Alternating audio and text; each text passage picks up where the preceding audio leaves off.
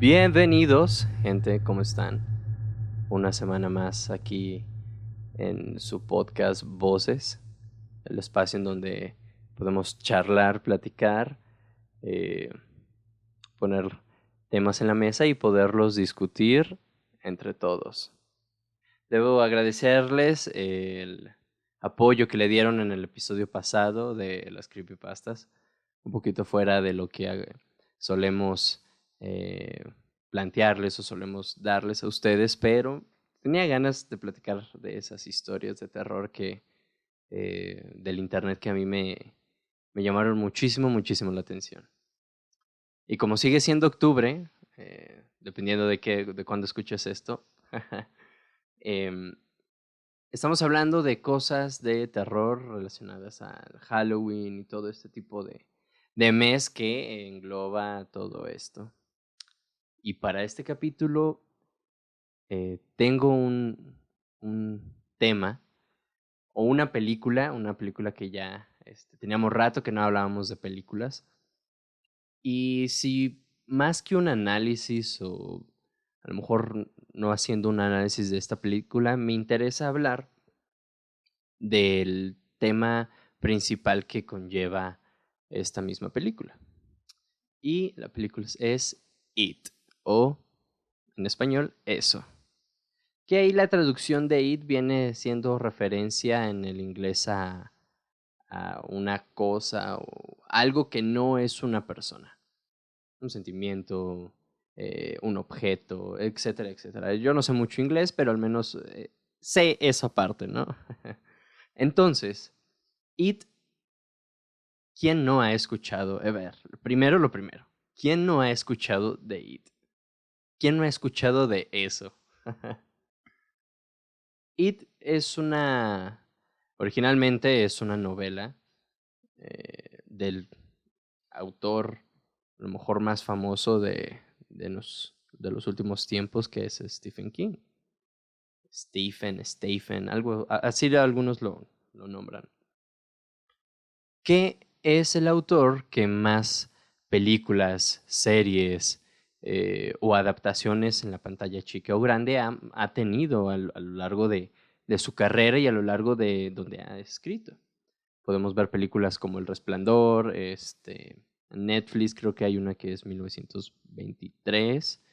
Eh, Digo, es un autor realmente que ha estado en bastantes producciones o en bastantes cinematografías o cortos que son muy interesantes o al menos que han estado ahí siempre presente en la cultura pop.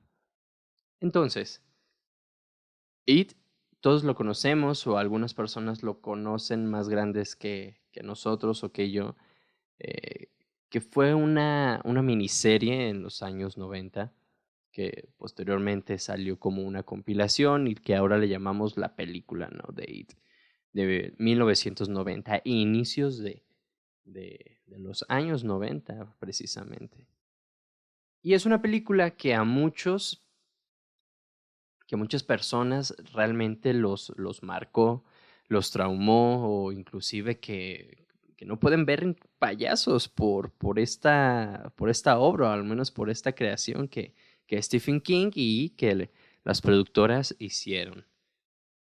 Hay muchas escenas ahí envueltas, la escena del baño que es tan icónica y que muchas personas dicen, no, yo por esa escena me daba miedo bañarme o tuve algún tipo de trauma, después de que yo vi desde muy joven o desde muy niño, no sé qué estaban haciendo viendo películas de terror a los 9 años, este, pero que estaban ahí, o al menos que los marcó realmente y que los impactó. Entonces habla de que la cultura en los años 90 estaba teniendo cambios y que empezaba a guiarse o empezaba a abrirse camino de las películas de terror. Obvio, esto no es la primera película de terror, ni mucho menos, pero estamos hablando que en los 90 hacer una miniserie de terror hablaba bastante de lo que se transmitía en la televisión y la cultura que tenían. Y no por nada, It se ha convertido en una de las películas o de las adaptaciones o inclusive del ente que es It, este payaso, que ha transcurrido los años y que si bien o mal ha envejecido, a lo mejor de mala manera o de buena manera, como referente a lo que se hacía antes, los efectos especiales, etcétera, etcétera, venía de películas que ya estaban siendo leyenda, por así decirlo, que ya estaban dando realmente un impacto significativo a la cultura del terror. Desde El Resplandor, que ya es, volvemos otra vez, una historia adaptada de Stephen King. Estaba Depredador, que si bien a lo mejor no es una película de terror o una película meramente para asustar, estaba haciendo un impacto en el suspenso, en los jumpscares. Estaba la segunda de Halloween, que, pues bueno, ahí tendremos algunas críticas. Luego hablaré de Michael Myers. Se me hace un personaje increíble para mí. Pero bueno, eso ya será en otra ocasión. Eh, Venía Viernes 13, creo que la 8, una cosa así. Inclusive venía de Chucky. O sea, antes ya se había hecho ese muñeco aterrador, el fucking Chucky. Y en inicios de los 90 llega It. ¿Qué fue lo que a la gente realmente le llamó más la atención? ¿O por qué entonces se habla más de eso, de It? Ahora yo creo que la palabra eso en, la voy a tomar más bien, o el personaje eso lo voy a tomar como It en vez de eso porque va a confundir. Pero bueno, no nos demos muchas vueltas. Al menos lo que yo les quiero platicar o más o menos tener ahí una pequeña chispa de lo que para mí es It y sobre todo del impacto que tuvo en la cultura es esta parte del miedo en los adolescentes. Como bien vengo diciéndoles, el cine del terror estaba haciendo ahí grandes apariciones con las películas ya antes mencionadas y sobre todo las de los 70s, que también no deben de quedar descartadas, pero tomo los 80s porque es una evolución. Y entra It y si bien trata de ser más o menos una historia o una adaptación muy fiel del libro, hablando narrativamente, es decir, los saltos del tiempo que se hacen, no lo hace muy bien a lo mejor contando el trasfondo o a lo mejor la historia, pero lo hace como se hacía en su época, hablando más de la televisión.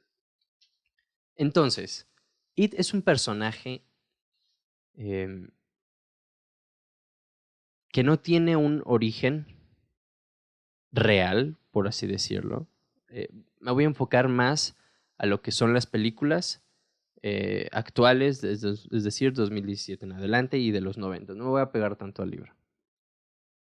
Entonces, el personaje tiene una historia, al menos poco contada, o que no pareciera ser tan relevante, al menos como lo cuentan, sino lo que representa IT para aquellos para aquellas personas que se aparece, para aquellas desafortunados o afortunados, excepto Georgie, que aparece, representa algo que en diferentes corrientes, a lo mejor psicológicas, lo llaman como el trauma, o IT es el trauma de la infancia. ¿Por qué lo digo así? En el desarrollo de los personajes o en la historia narrativa que nos cuentan algunos personajes, vemos, tanto en la película de los 90 y del 2017, vemos cómo están inmersos en diferentes contextos. Cada uno representa situaciones o características personales eh, que los que los envuelve en una narrativa que se va desarrollando para poder dar a entender a lo mejor este trauma. Podemos ver eh, pues aquel personaje que es muy introvertido, que se dedica más a la poesía, a escribir, a interiorizar inclusive consigo mismo, a conocer un poquito más lo que es el gustarle a alguien, a una niña. Sin embargo, el defecto que podría tener, o la característica que más burla le hacen, es que es una persona gorda. Es alguien con sobrepeso y que en ese contexto que Stephen King narra, pues no es muy viable ser una persona así. ¿Por qué? Porque estás jugando, estás corriendo, estás escalando. Inclusive en la película de los 90 lo tiran a la carretera como si fuera qué. O sea, estamos hablando de que ser eh, introvertido y sobre todo ser gorditos era lo peor que te podía pasar en los 50s o en los 80s como lo trabajan, ¿vale?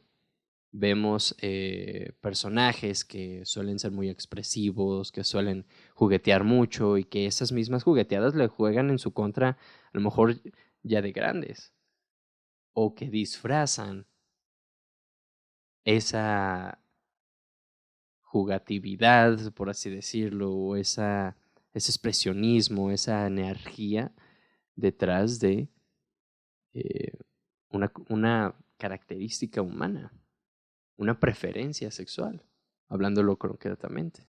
También podemos ver personajes que son sobreacogidos o sobreprotegidos, envueltos en una burbuja en donde ni siquiera ducharse pueden en una instancia pública o en la escuela.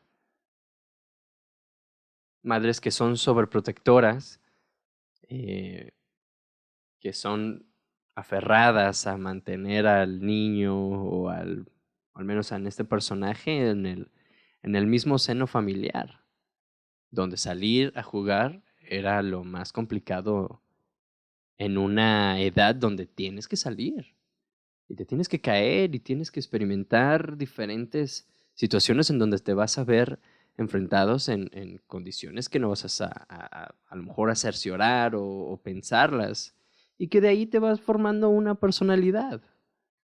Pero la madre no era la que podía, o no lo dejaba, más bien, no lo dejaba ser así. Víctimas de acoso, de bullying.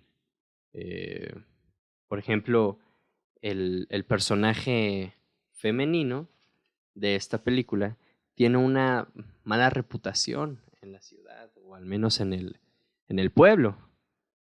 Es tachada como promiscua o es tachada como alguien de pronta edad donde experimenta ya condiciones sexuales o que eh, es pensada a lo mejor por ser mujer de que ya tiene intimidad con ciertas personas, que le hizo no sé qué a tal personaje, a tal chavo, ¿no? Y sobre todo que está viviendo en unas condiciones realmente muy complicadas. Su papá de esta personaje femenino es acosada. Si bien a lo mejor nos dan indicios de abuso, no lo ponen explícitamente, al menos en las películas, pero que vive esa parte de descubrimiento sexual, de descubrimiento de qué es lo que está pasando con mi cuerpo, qué es lo que está pasando alrededor, por qué me gustan esta clase de chicos o por qué me gusta esto, aquello, lo otro. Y pues lamentablemente en esa época y sobre todo en la película no te dan indicios de que tenga alguna educación, una educación sexual sobre todo, ¿no? Y que al menos en ella es representada em, con diferentes escenas o donde Pennywise hace de las suyas y la ponen en terror, es cuando se presenta sangre. Y es la única personaje en donde vemos más sangre de lo habitual o vemos sangre a exageración. Y es, al menos mi interpretación que yo pudiera dar a esas características de manifestaciones que It hace, es en relación a la feminidad o es en relación a la parte de la menstruación, la parte de ser mujer, ¿vale? aquella mancha que es difícil de quitar, que es la sangre, aquella primera vez donde ves salir algo de ti sin que te cortes, es al menos expresado ahí como algo complicado, ¿verdad? Y estamos también en condiciones a lo mejor ya hablar de un poquito de lo que It engloba en esta serie de cortos, películas, etcétera, ¿no? Y es la catástrofe, el miedo, el trauma, ¿no? Si bien en la película de los 90 eh, mencionan que It se manifiesta como los peores miedos o lo que nos asusta más o lo que menos tenemos seguridad de nosotros, lo toman como una explicación muy sencilla o una explicación como muy fácil a lo mejor de digerir o decir, ah, sí, pues es que yo ya me había dado cuenta de que ahí representa nuestros peores miedos. No lo toman con el tanto peso o creo yo que pudieron haber explotado más, al menos en los 90, esa parte.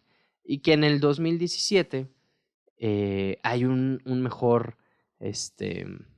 una mejor estructura hablando de personajes, hay mejores actuaciones, evidentemente hay mejores efectos, pero le dan al menos a los personajes esta parte tan importante que es el desarrollo y el ver realmente por qué está pasando.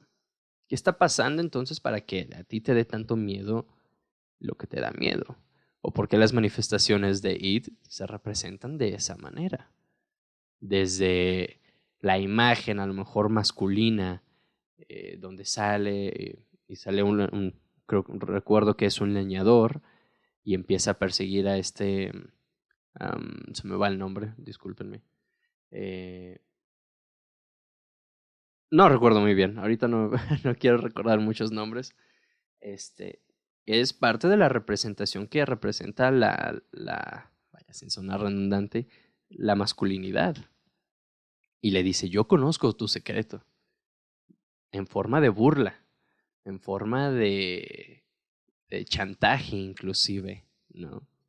Entonces sí sabe jugar muy bien con nuestros sentimientos y con lo que nosotros estamos pensando día con día o aquellas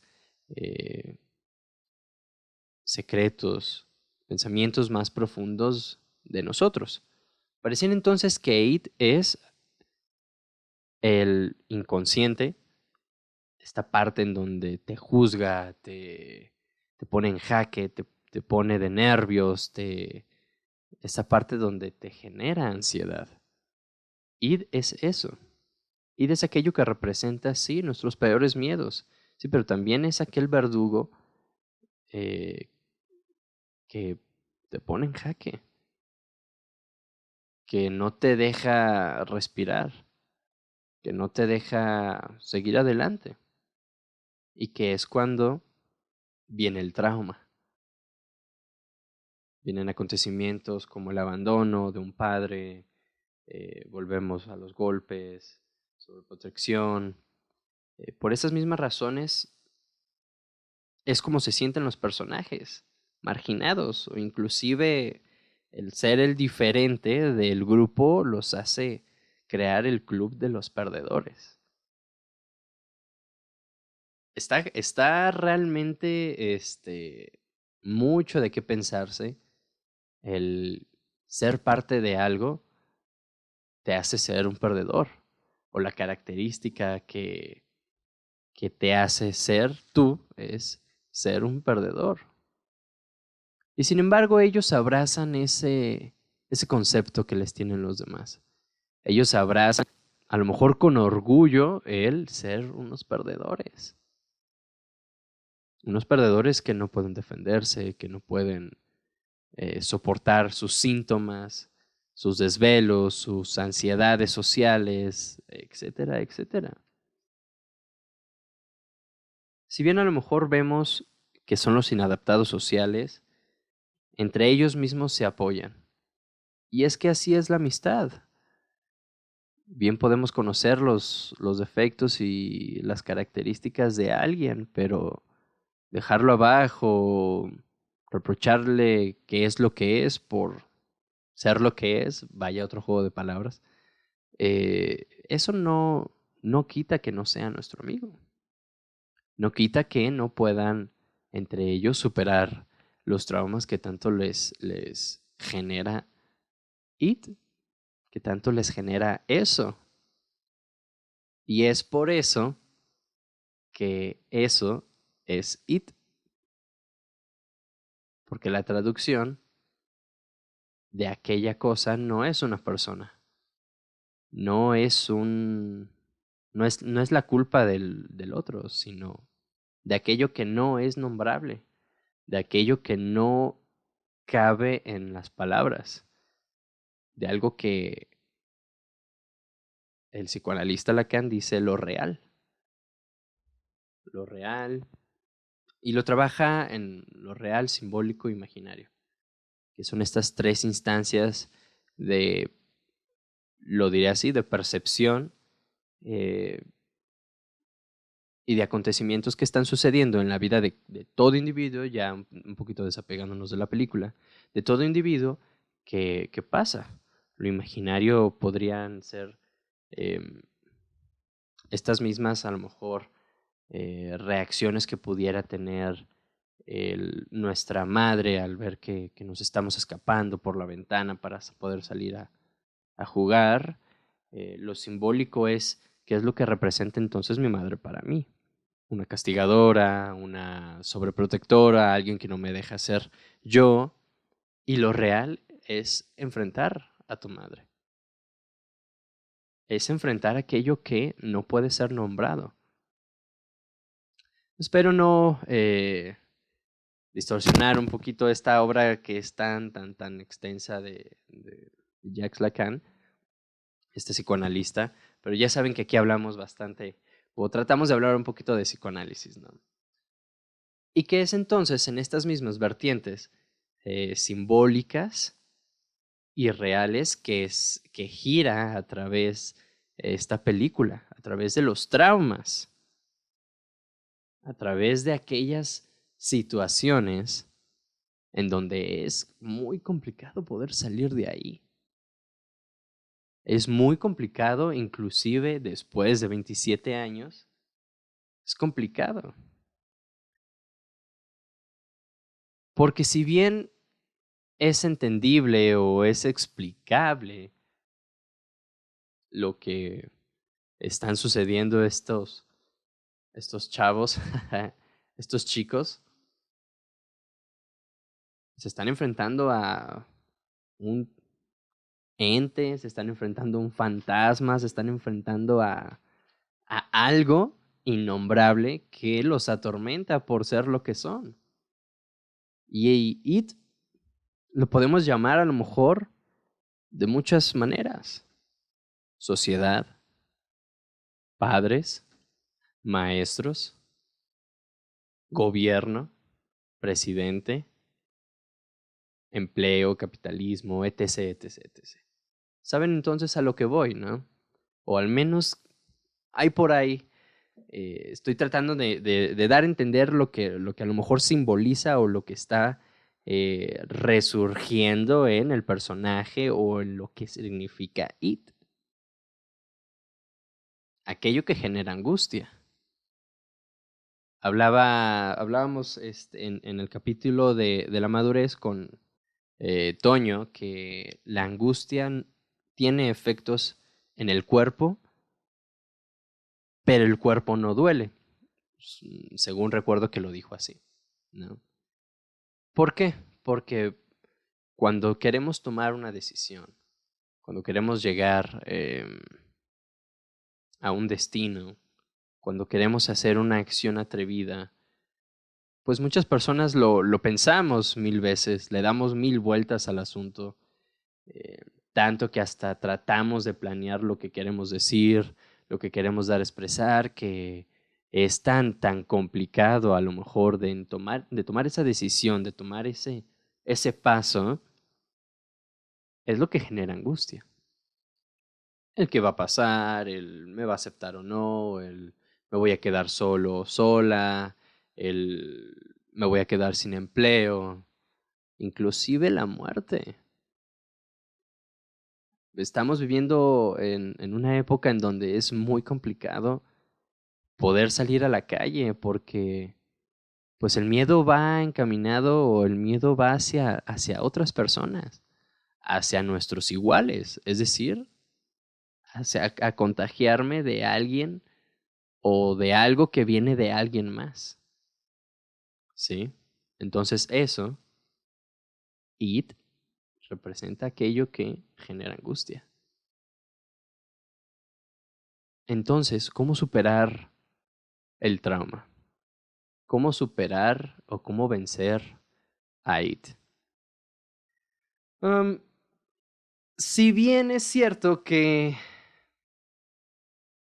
la culpa ante los acontecimientos que sucedieron, o al menos que el personaje Billy, si no recuerdo, el hermano de Georgie, tiene, es la culpa de que no hizo nada para poder detener a It. Porque se da cuenta de que él fue o él presume que fue It quien lo, lo desapareció. Y que al menos, hablando ya concretamente de la película del 2017, cuando veo que Georgie se cae y cae el barco en la cloaca, me emocioné y tenía la intriga de qué iba a pasar o cómo se iba a lo mejor a comer It a Georgie, cómo It se iba a comer a Georgie. Entonces cuando yo veo que le arranca el brazo, spoiler alert, yo lo que dije fue, hostia, no inventes, ¿no? O sea, estaba más subido de tono esta película, evidentemente iba a hacerlo, pero yo no me esperaba que le arrancaran el brazo a un niño. Dije, joder, no inventes. Dije, ¿qué está pasando aquí? ¿Qué estoy viendo ahora? No. Me emocionó, la verdad me emocionó. Entonces, cortamos el paréntesis, cerramos paréntesis. La culpa ante ese acontecimiento es lo que a Billy le está marcando hasta una edad de adulto. Y la película misma encamina a poder resolver ese tipo de acontecimientos o al menos a poder superar ese tipo de traumas. El reencuentro con el pasado es lo que podríamos nosotros a primera instancia pensar que es lo que nos va a poder superar o que vamos a poder superar con el trauma. Pero creo yo que podemos pensarlo de manera diferente. Al menos en Billy, ya hablando muy concretamente de este personaje, ya para poder terminar este podcast que no quiero extenderlo mucho, él vive con una culpa de no poder haber hecho algo para que Billy esté bien, para que Billy esté con él. Y se culpa tanto que al llegar a una edad adulta no puede concretar ciertas palabras o no puede concretar o hablar de manera más fluida, ¿no? Y lo que al menos yo veo en, en Billy es esta misma culpa de lo no real, dejando un poquito de lado del psicoanálisis, hablando más de la culpa que tiene Billy, es por, ¿cómo decirlo? Es por sí, por no hacer algo, pero podemos decir, pues es que Billy, tú no tuviste la culpa. Tú no tuviste la culpa de que Georgie haya muerto. Tú no estabas ahí, tú no provocaste que eso haya pasado. No, pero es real eso que podríamos pensar o que podríamos decirle a primera instancia a Billy. Pero es que el peso de la culpa no recae en que si fue o no propiciador de la catástrofe, sino lo que representó Billy para Georgie, el hermano mayor, el protector, tiene un rol en la familia que es, sí, el hermano mayor. Y que al menos en la película de 2017 vemos una madre, pues que ni siquiera le preguntó a dónde iba su hijo. Ni siquiera le dijo, oye, llevas paraguas o llevas tus botas para el agua. No, no le dijo absolutamente nada. Nada más vemos que embarnizan el barco y se sale corriendo. Y Billy le dice, con cuidado, o ten cuidado. Es ahí donde la palabra de Billy, su estatus en la familia y lo que significa ser el hermano mayor representa para él. Y es por eso que tiene, o podemos pensar que tiene la culpa, o que él se siente como si tuviera la culpa, porque no hizo su rol como hermano mayor. Sin embargo, lo que yo pude notar, al menos también, tanto en la película como en la sociedad, ¿no? Porque le podemos decir mil y un veces, es que tú no tuviste la culpa, deja eso, suéltalo, no te corresponde, etc. Muchas palabras que podemos nosotros decir, o al menos que corrientes, bueno, a lo mejor no corrientes, sino pues, palabras de aliento que podemos decir, eh, pienso yo que no son reales. Porque en este mismo sentimiento de culpa, creo yo que hay satisfacción. Una satisfacción de sentirte culpable. Porque eso te emplea ahora una característica más. O le agrega algo un poquito más a tu personalidad. ¿Sí? Pero detrás hay un deseo. Sino a lo mejor no un deseo de que haya sucedido una muerte, pues sí un deseo de que pudiera haber aprendido algo Billy o le hubiera sucedido algo a Billy. Es una culpa aparentemente irracional, ¿no? Porque a lo mejor yo puedo salirme a la calle y me van a atropellar, y pues la culpa podría decir algún familiar mío es que yo no le dije que no saliera. ¿Sí me doy a entender? Es una culpa aparentemente irracional. Lo que llega realmente lo que realmente podría ser la búsqueda o el deseo de un hecho o situación que, que en nuestra percepción querramos. Y para poder superar eso no se trata de aceptar que tú tienes la culpa, ¿no? Sino de encontrar ese deseo a lo mejor inconsciente y de ahí reconocerlo y abrazarlo como si fuera de nosotros y de ahí el trauma pierde a lo mejor una intensidad. No sé si puedo dar la idea que quiero llegar. Espero que sí. Podríamos entonces pensar que los traumas eh, podríamos verlos de diferente manera o podríamos pensarlos de diferente manera. Y la culpa entonces ahí cambiaría su sentido. Y la culpa ahí podría dar otro giro para nosotros mismos. Y antes de irme, les puse en Instagram una pregunta de cuáles son tus peores miedos. Y mandaron bastantes respuestas em, que las voy a leer aquí, no diré de quién son, pero se me hicieron bastante interesantes y que creo que tienen al menos ese peso narrativo que podemos llamarlo it, o al menos es esa primera instancia que podemos decir que es eso, aquello que son nuestros mayores miedos. Aquí dice ahogarme. Creo que ahogarse yo creo que sería de las muertes más angustiantes. No lo sé, se me figura que ha de ser muy complicado poder salir de ahí. Uf, un horror. El mar, ¿no? el fracaso. El fracaso sí, evidentemente sí, el fracaso tiene también un peso bastante imaginario, a lo mejor podríamos decirlo. Sentir que no hice nada con mi vida. Aquí vamos a exponer los mayores traumas que hemos tenido, ¿no? Sentir que no hice nada con mi vida. Y sí, creo que, pues si no un miedo, sí es algo que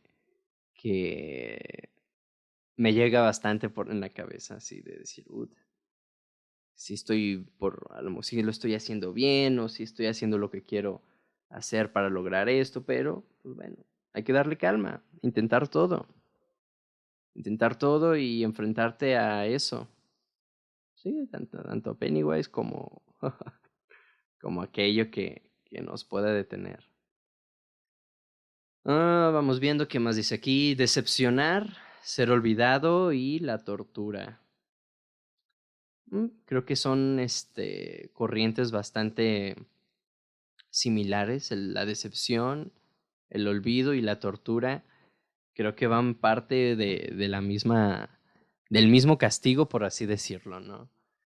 Michel Foucault en Vigilar y Castigar, que es un tema que pronto les quiero hablar, pero es un tema bastante largo, creo yo. Habla de eso mismo. Al menos en el primer capítulo comentaba que pues ya no se llaman verdugos aquellas personas que castigaban con la muerte, ¿no? Ahora se llaman jueces, políticos, leyes. Y creo que la decepción, el ser olvidado y la tortura es parte de algo, a lo mejor un castigo. Continuemos. Mis pensamientos, ok. La soledad también. Perder una extremidad, tener una muerte lenta y dolorosa. Oh, pues el Georgie la tuvo. El abandono y una fobia a las películas de terror. Ayuda. A mí también me han costado mucho trabajo las películas de terror, pero les veo bastante cosas muy interesantes. Y bueno, con esto vamos a concluir el episodio de este día, de esta noche. Les recuerdo mis redes sociales. Estoy en Instagram como @voz_es_. Estoy en Facebook como voz-es. Recuérdense suscribirse a YouTube, voz-es. Y muchas gracias por escucharme aquí en Spotify o en YouTube. Les agradezco todo su apoyo y nos vemos el próximo capítulo, que octubre aún no se acaba y tenemos bastantes temas que discutir. Hasta luego. Les ha hablado Leo y les deseo buenas noches.